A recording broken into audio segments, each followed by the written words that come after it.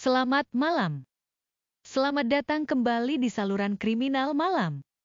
Pada tanggal 13 November 2021, kantor kepolisian di Sao Paulo, Brasil menerima panggilan darurat. Panggilan itu adalah panggilan dari seorang pria yang mengatakan dia telah menemukan jenazah pacarnya di rumahnya. Ketika pihak berwenang tiba di lokasi di lingkungan Wanelville, mereka menemukan Anna Carolina Pasquin Nicoletti, 24 tahun, terbaring tak bernyawa di tempat tidurnya. Pintu rumah itu tidak menunjukkan tanda-tanda dirusak secara paksa, dan pintunya terbuka sedikit ketika pacarnya tiba. Setidaknya itulah yang dia nyatakan. Isi dalam rumah itu seluruhnya berantakan, disertai dengan hilangnya ponsel dan komputer korban. Rumah itu terlihat seperti hasil upaya perampokan dengan akhir yang tragis. Atau sang pacar sebenarnya terlibat dalam apa yang terjadi. Itulah dua kemungkinan yang terlintas di benak pihak petugas kepolisian. Namun ada orang lain yang mengenal Anna Carolina mengatakan bahwa korban sudah beberapa kali melapor kepada petugas tentang seseorang yang mengikutinya kemana-mana. Dan ada tanda-tanda yang menandakan bahwa sesuatu yang buruk akan menimpa Carolina. Bukan hanya itu, lambatnya tindakan petugas atas laporan tersebut akan dibayar dengan hilangnya nyawa Anna Carolina.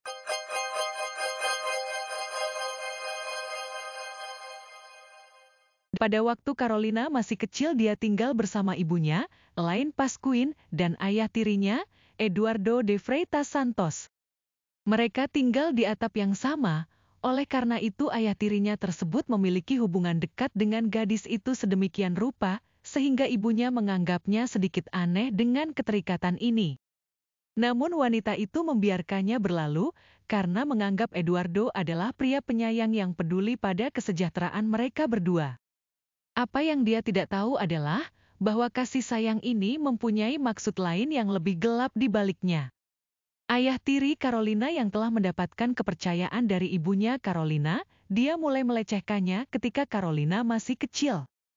Awalnya itu bermula dari meraba-raba, tapi ketika Carolina berumur 14 tahun, kelakuannya berkembang menjadi semakin buruk. Ayah tirinya melakukan pelecehan seksual dan mengancam remaja tersebut agar dia tidak memberitahu ibunya. Waktu berlalu tanpa terungkapnya pelecehan tersebut, dan Carolina tidak berani memberitahukan hal itu kepada siapapun. Pada tahun 2016, Elaine memutuskan untuk mengakhiri pernikahannya karena hubungan antara dia dan Eduardo tidak harmonis. Namun pria tersebut tidak setuju dengan pembagian aset, mengklaim bahwa dia memiliki segalanya. Pada titik ini, subjek mulai bersikap agresif terhadap mantan istrinya. Kemudian meminta maaf dan berusaha meyakinkannya bahwa bersama-sama mereka adalah keluarga yang sempurna, serta bisa melewati segala rintangan. Namun, dia tidak terpengaruh oleh permintaannya untuk memperbaiki rumah tangga dan tetap melanjutkan perceraiannya. Berpikir bahwa Eduardo akan meninggalkan mereka sendirian, Elaine memutuskan untuk pindah bersama putrinya ke Sorocaba tanpa mengetahui bahwa dia sedang menyelamatkan Carolina dari orang yang melecehkan putrinya. Namun mantan suaminya tidak berhenti dan bersikeras untuk kembali berhubungan dengan wanita tersebut. Eduardo akhirnya berhasil menjaga hubungan persahabatan dengan mantan istrinya hingga menyebabkan keduanya kembali ke Pilar do Sul. Bahkan Carolina yang saat itu sudah cukup umur, mulai bekerja di firma hukum mantan ayah tirinya atas desakan mantan ayah tirinya tersebut. Hanya Carolina yang tahu berapa banyak hal buruk yang dilakukan mantan ayah tirinya. Setiap hari dia harus melihat wajah pria yang telah melakukan hal buruk padanya saat masih kecil dan bersikap seolah-olah semua baik-baik saja. Penemuan Elaine selanjutnya akan membuatnya terkejut.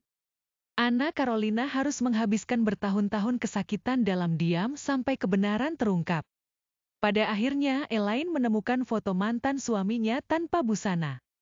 Persoalannya sendiri bukan pada hal itu, tetapi pada lokasi di mana waktu pengambilan foto itu dilakukan. Menurut sang ibu, foto itu diambil pada hari ketika lelaki itu sedang berduaan dengan Anna Carolina. Dia ingat bahwa pada usia 15 tahun, putrinya pernah bepergian ke taman hiburan di Santa Catarina bersama Eduardo. Di sana mereka menghabiskan 5 hari bersama dalam liburan lain. Keduanya juga bepergian ke Mato Grosso. Elaine menggigil mengingat membiarkan putrinya di sana bersama Eduardo. Dia mengingat kembali ke masa lalu dan tidak percaya. Saat itulah, dia menyadari kebenaran dan niat jahat yang dimiliki Eduardo terhadap putrinya.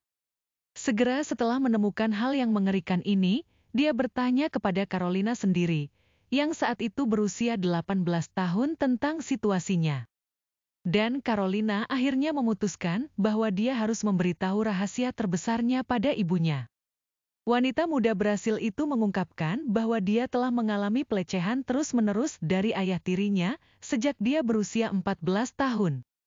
Dia mengatakan kepada ibunya bahwa dia tidak pernah mengungkapkan kebenaran kepadanya karena dia takut menyebabkan masalah yang berbahaya dengan semua informasi ini. Elaine mengerti kenapa pria itu begitu bertekad untuk tidak meninggalkan kehidupan mereka, dia ingin terus memiliki kendali atas Carolina. Obsesinya untuk dekat dengan Carolina begitu besar hingga dia bahkan mengikuti kursus yang sama dengan remaja putri tersebut, yaitu kedokteran hewan, dan mencoba untuk tetap berada di kelas yang sama dengan Carolina. Akhirnya ibu dan putrinya melapor ke petugas berwenang dan mendapat perlindungan hukum terhadap Eduardo yang sejak saat itu tidak dapat mendekati mereka. Namun sang ibu merasa bahwa ini tidak cukup sehingga mereka harus menjauhkan diri agar mantan suaminya tidak dapat melecehkan putrinya lagi. Dia mengajak Carolina untuk meninggalkan daerah Pilar do Sul dan wanita muda itu melakukannya dengan pindah ke sebuah apartemen di Sorocaba. Pada bulan Januari 2021, itu adalah babak baru dalam hidup Carolina, dan menurut semua orang terdekatnya, anak Carolina tampak bahagia, dan sang ibu akhirnya bisa melepaskan rasa khawatirnya. Wanita muda asal Brasil itu berpikir bahwa pelecehan telah berakhir, namun penganiayaan yang dilakukan oleh ayah tirinya menjadi semakin intens. Fakta bahwa putri tirinya memperoleh kemandirian finansial dan memiliki hubungan yang sehat dengan seorang pemuda menimbulkan kemarahan yang mendalam pada diri terdakwa. Eduardo membuat takut perempuan muda tersebut dengan mengirim pesan setiap hari di WhatsApp, mendekatinya saat dia di jalan, membuat profil palsu di jejaring sosial untuk memantaunya, dan bahkan menghubungi teman korban untuk mengetahui rutinitas hariannya. Karena merasa terintimidasi oleh situasi tersebut, Carolina mulai menyimpan tangkapan layar percakapan dengan Eduardo dan mengirimkannya kepada ibunya serta teman-temannya. Dia mengirim tangkapan yang berisi salah satu pesan dari Eduardo tersebut kepada orang terdekatnya. Carolina sepertinya mempunyai firasat akan mendapat nasib buruk. Tak lama setelah itu, anak Carolina Pasquin Nicoletti, 24 tahun, ditemukan tewas di apartemennya sendiri. Pacar Carolina pergi mengunjunginya sekitar jam 11 pagi, dan ketika dia tiba dia melihat pintunya terbuka sedikit. Dia masuk tanpa berpikir dua kali, dan menemukan gadis itu di tempat tidur dengan luka tembak di kepala. Pemuda tersebut segera melapor ke polisi. Pihak berwajib menyadari bahwa perangkat elektronik korban telah dicuri dari apartemen dan tidak dapat ditemukan. Namun, tidak ada uang atau barang berharga lainnya yang diambil dan ini aneh untuk kasus pencurian. Para petugas kepolisian melakukan penggerebekan terhadap rumah-rumah yang diminta oleh Kementerian Umum, termasuk rumah pacar korban. Tanpa menemukan sesuatu yang mencurigakan, kemudian para penyidik mengeluarkannya dari daftar tersangka. Pada pukul 11 pagi lewat 55 menit, Carolina dinyatakan meninggal oleh pihak berwajib dan hasil otopsi menunjukkan bahwa korban mengalami luka tembak di bagian dahi kepalanya. Para penyelidik berbicara dengan karyawan toko tempat gadis itu bekerja untuk mengumpulkan informasi yang diperlukan. Para saksi melaporkan bahwa pada bulan Juni, 5 bulan sebelum tindak kejahatan, Eduardo telah menyamar sebagai pelanggan dan memarkir mobil di depan tempat tersebut. Segera setelah Carolina menyadari kehadirannya, dia berlari ke gudang untuk bersembunyi. Tidak ada yang merasa curiga saat itu. Mereka tidak menyangka segalanya akan berkembang sedemikian rupa, dan rekan kerja mereka telah menemui akhir yang mengenaskan. Kini yang tersisa hanyalah menangkap orang yang tampaknya merupakan pelaku kejahatan tersebut. Semua orang percaya bahwa kasus ini akan cepat diselesaikan tanpa liku-liku. Pihak berwenang tidak membutuhkan waktu lama untuk menangkap tersangka utama mereka, Eduardo de Freitas Santos, serta menyita telepon genggamnya sebagai barang bukti untuk mendapatkan semua informasi yang mungkin melibatkan pembunuhan wanita muda Brasil tersebut. Apa yang tidak mereka duga adalah mereka menemukan aplikasi pengintai di teleponnya.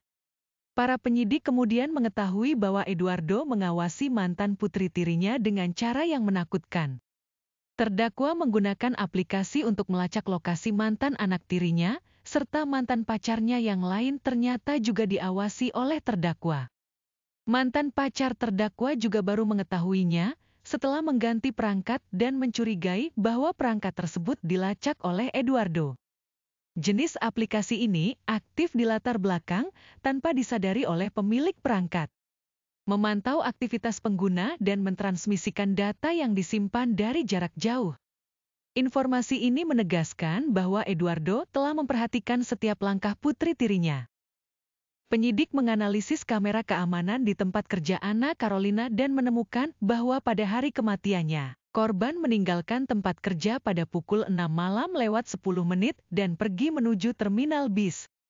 Sesaat sebelumnya, pada pukul 5 sore lewat 45 menit Eduardo terlihat di kamera lewat di dekat tempat itu. Saat diinterogasi, Eduardo menyatakan bahwa hari itu dia berada di Sorocaba untuk membeli bahan bangunan. Dia berada di wilayah tersebut sendirian untuk mengisi bahan bakar kendaraan dan kemudian kembali ke Pilar do Sul.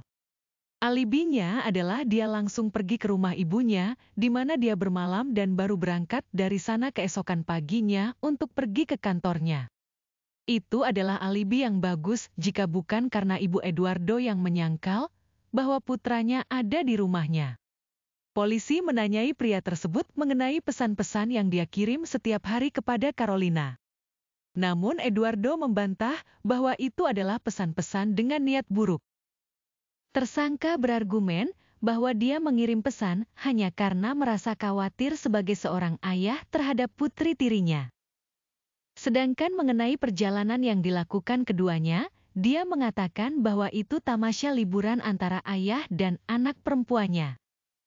Di dalam perangkat tersebut juga ditemukan foto pistol yang diperkirakan diambil pada 8 Oktober 2021, kurang lebih sebulan sebelum kejadian.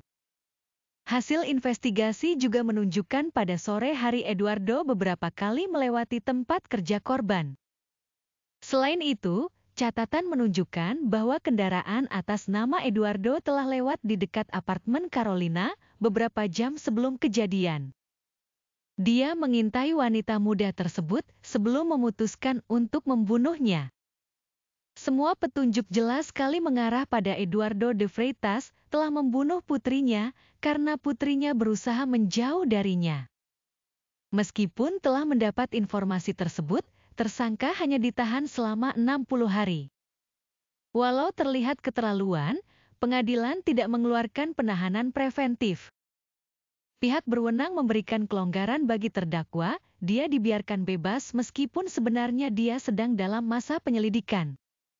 Sedangkan dia adalah terdakwa dalam kasus pembunuhan yang serius.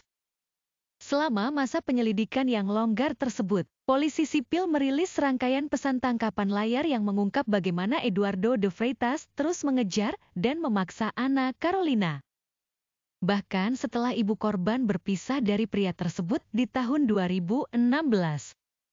Dalam tangkapan layar yang ditunjukkan pihak kepolisian, terlihat bagaimana sang ayah tiri berusaha mendesak Carolina untuk bertemu.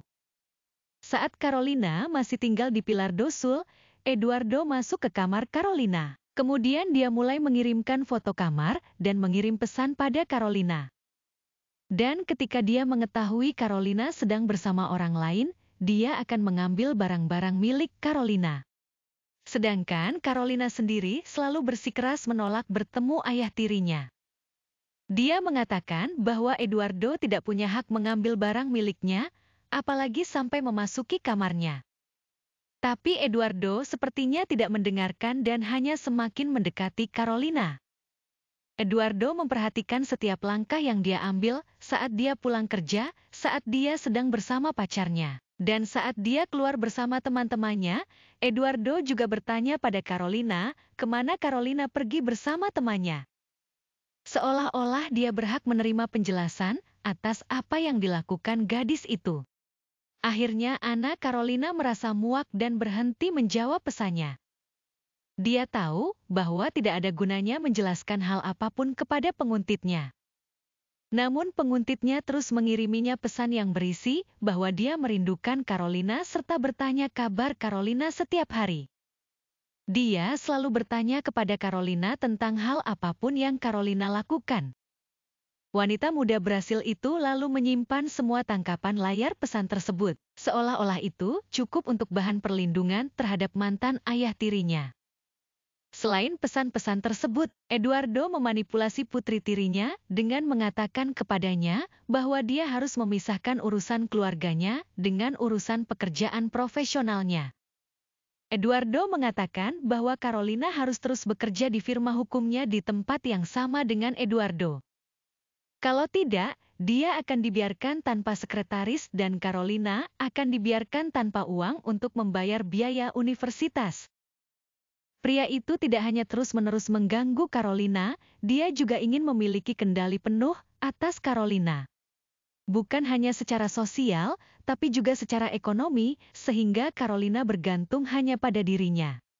Obsesi sang ayah tiri telah memicu niat jahat terhadap Anna Carolina.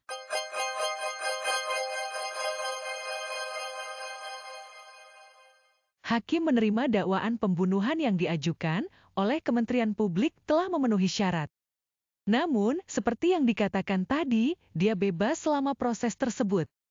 Pengadilan melarang terdakwa untuk tetap berhubungan dan mendekati kerabat korban.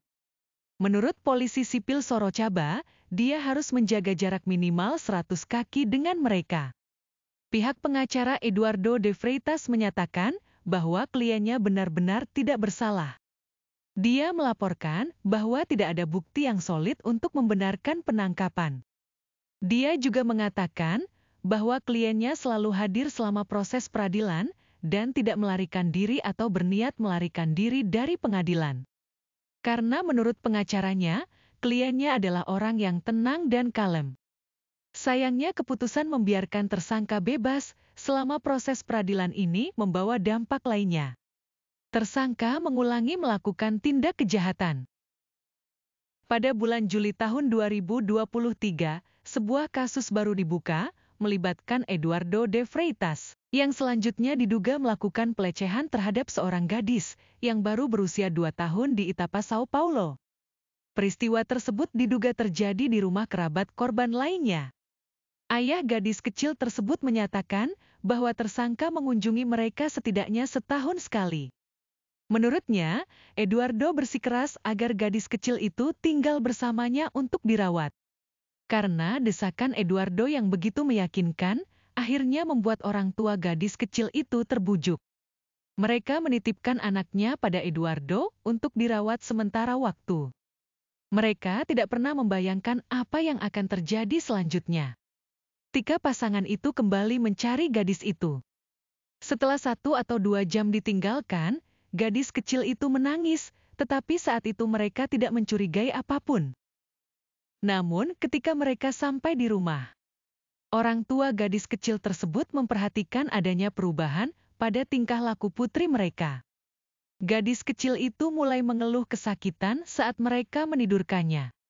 Karena gadis kecil itu terus menangis, orang tuanya membawa gadis berusia 2 tahun itu untuk diperiksa ke rumah sakit.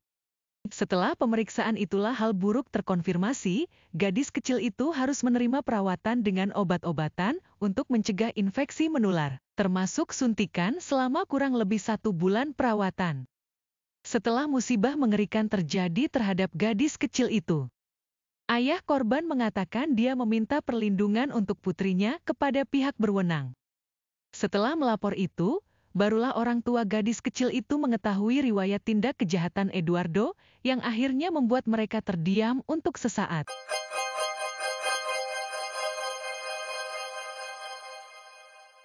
Eduardo de Freitas menyangkal hal tersebut dan menyatakan bahwa apa yang mereka lakukan terhadapnya adalah fitnah yang keterlaluan.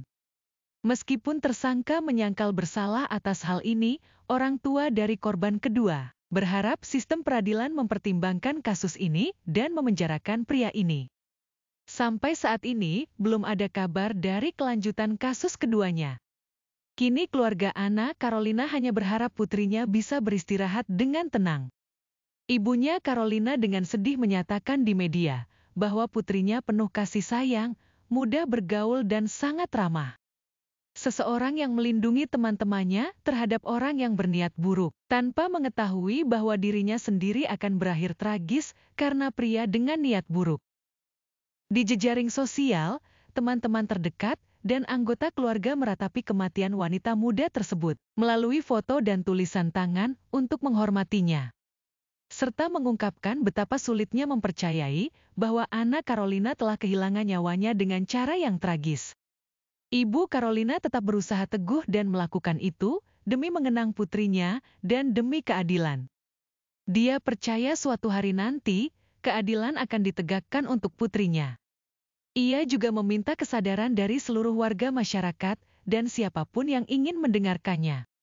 Yang terpenting, dia meminta agar tidak menunda waktu saat menangkap penjahat. Apa yang terjadi pada Eduardo adalah bukti nyata bahwa keadilan tidak bisa ditegakkan secara lambat. Kita tahu bahwa jika pelaku kejahatan seperti itu dibiarkan bebas, korbannya tidak akan berhenti bertambah banyak. Sekali lagi, kepada semua hadirin, kami menghargai kehadiran Anda. Terima kasih telah memberikan ruang waktu Anda untuk mempelajari satu kasus lagi dari saluran ini. Untuk mengetahui kasus lain di saluran ini, jika Anda belum berlangganan, kami mengundang Anda dengan ramah untuk melakukannya. Jika ada kurangnya, kami mohon maaf. Sampai jumpa di siaran kami yang berikutnya. Selamat malam.